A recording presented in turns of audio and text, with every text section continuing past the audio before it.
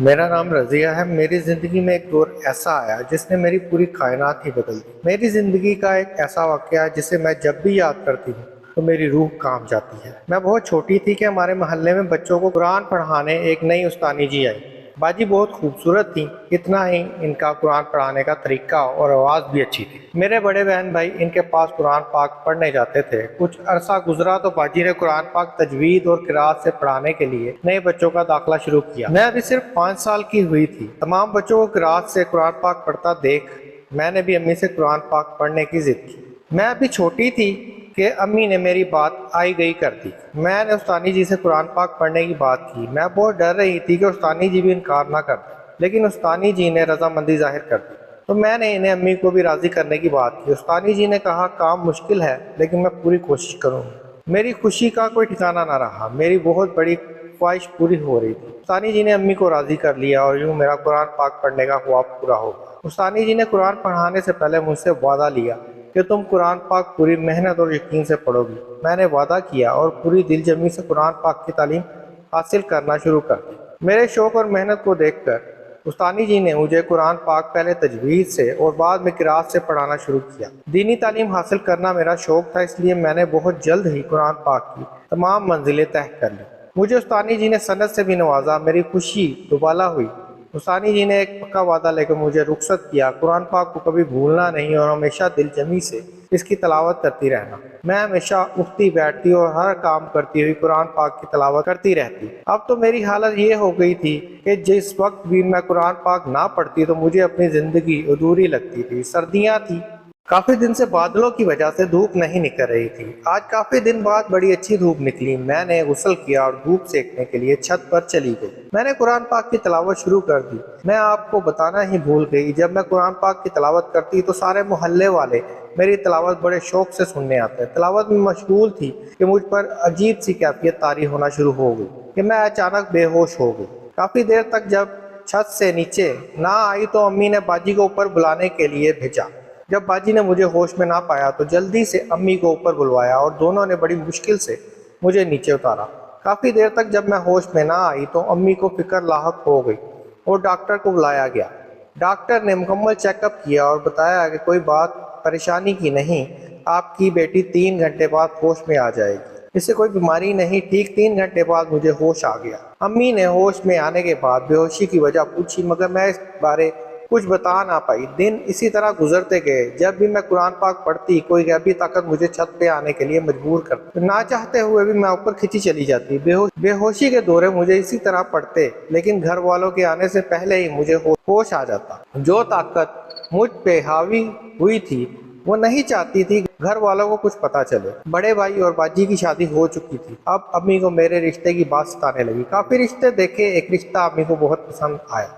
ये रिश्ता बड़ी बाजी के ससुराल में से था। बाजी बहुत खुश थी अपने ससुराल में, इसलिए अम्मी ने मेरा रिश्ता भी बखुशी पक्का कर दिया। मेरी शादी की तैयारियां बड़े जोशो खरोश से चल रही थी। एक दिन अम्मी ने बाजी के साथ शॉपिंग में जाने का इरादा किया।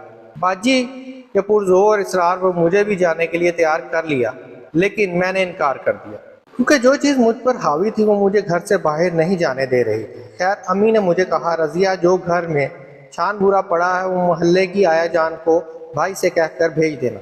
भाई हमारे साथ नहीं रहते, वो शादी का इंतज़ाम चेक करने आए हुए थे। मैंने अम्मी को कहा भेज दूंगी। अम्मी बाजी के साथ बाजार चली गई। मैं अपने काम में मसरूफ़ हो गई। मैंने कुरान पाक की तिलावत करना शुरू कर दी। मुझे अचानक बहुत ज़ोरों की भूख लग गई। मैंने किचन में जाकर खाना देखा तो अम्मी ने आज कुछ नहीं पकाया था क्योंकि इन्हें बाजार जाना था। मेरी कैफियत अजीब होने लगी। मैंने जो रोटी के सूखे टुकड़े जो छान बूरा आया जी को देना था, इस पे बहुत सारी मिर्चें डाली और खा गई और सो गई। अम्मी जब आई तो अम्मी की मुलाकात आया जी से हुई तो अम्मी ने कहा, आया जी मैंने आपकी गाय के लिए छान बूरा भेजा था, आपको मिल गया? आया जी ने कहा नहीं। इसकी तस्दीक भाई से भी हो गई। अम्मी घर आई। मुझे सोता देखकर अम्मी ने ना उठाया। जब मैं अपनी नींद सोकर उठी तो अम्मी ने छान बूरे के बारे में पूछा। मैंने कहा आया जी को भिजवा दिया था। अम्मी ने मुझे कुछ ना कहा, लेकिन अंदर ही अंदर बहुत परेशान हुई। मैंने आज तक अम्मी से कभी झूठ ना बोला था। अम्मी शादी के कार्ड बांटने मोहल्ले में गई हुई थी। मैं घर में अकेली थी। अम्मी किसी काम से घर अचानक आ गई तो मैं रोटी के साथ बहुत सारी मिर्चें खा रही थी। अम्मी के पैरों से जैसे ज़मीन निकल गई। अम्मी खौफ के मारे जल्दी से आया जी को बुला लाई। आया जी ने मेरी ये हालत देखी तो अम्मी को अपने पीर साहब के पास ले गए। पीर साहब ने मुझे अपने पास बुलाया। मुझे कोई चीज़ घर से बाहर नहीं निकलने देती थी, इसलिए पीर साहब को घर आना पड़ा। पीर जी ने मेरी हालत देखी तो मेरे ससुराल वालों को भी बुलाने का कहा। उनको भी मेरी हालत का बताया, मेरे मंगेतर को भी मेरी हालत का बताया गया। उन्होंने मेरा साथ दिया और पीर जी ने मेरा इलाज करना शुरू कर दिया। जब इस बात का इल्म मुझे हुआ बतौर पीर जी के मेरे ऊपर जिन्नात की 100 पीढ़ियाँ कब्जा जमाए हुए थी। मेरी तो जैसे जान ही निकल गई। मेरा इलाज जारी रहा। इस दौरान जिन्नात ने मुझ पर बड़े हमले किए, लेकिन पीर जी की वजह से मुझ पर इनका कोई वार ना चला। मुझे इस बात से इसलिए आगाह किया गया कि मैं इनकी किसी बात में ना आऊं। फाइनल इलाज का दिन मेरे निकाह से 2 घंटे पहले का वक्त पीर जी ने बताया और सख्ती से मना किया इस दौरान बाहर से कोई खाना घर ना आए। और अब जो सामान जो चाहिए था इसका बताया, 100 पीढ़ियाँ और एक अदद पानी की बाल्टी। निकाह का दिन आ गया। पीर जी 3 घंटे पहले ही आ गए। 100 पीढ़ियाँ रख दी गई और बाल्टी को पानी से भरकर बाहर दरवाजे में घर की राहदारी में रख दिया और पीर जी ने पढ़ाई शुरू कर दी और सब घर वालों को दुरूद पाक पढ़ने का कहा। पीर जी की पढ़ाई से मेरी हालत गैर हो गई और मेरे अंदर से अजीब आवाज़ें आने लगी। जिन्नात कह रहे थे हम नहीं जाएंगे। पीर जी ने इनसे पूछा कि इस लड़की पर कैसे आए हो, तो उन्होंने बताया एक दिन हम अपनी तमाम नस्लों के साथ ऊपर से गुजर रहे थे कि हमें बहुत खूबसूरत आवाज़ में कुरान पाक पढ़ने की आवाज़ आई। हमने देखा कि यह लड़की नीचे कुरान पाक पढ़ रही है। हमें इस लड़की की आवाज़ इतनी पसंद आई और हम अपनी पूरी नस्लों के साथ इस लड़की पे आशिक हो गए और हम अब इस लड़की को कभी भी छोड़कर नहीं जाएंगे। पीर साहब ने इन्हें बहुत समझाने की कोशिश की, इस लड़की को छोड़ दो, लेकिन वो मानने को तैयार ही ना थे। इतना समझाने के बाद वो एक शर्त पर मानने को तैयार हुए कि हम इस लड़की के ऊपर से तो उतर जाएंगे, लेकिन इसका साथ कभी नहीं छोड़ेंगे।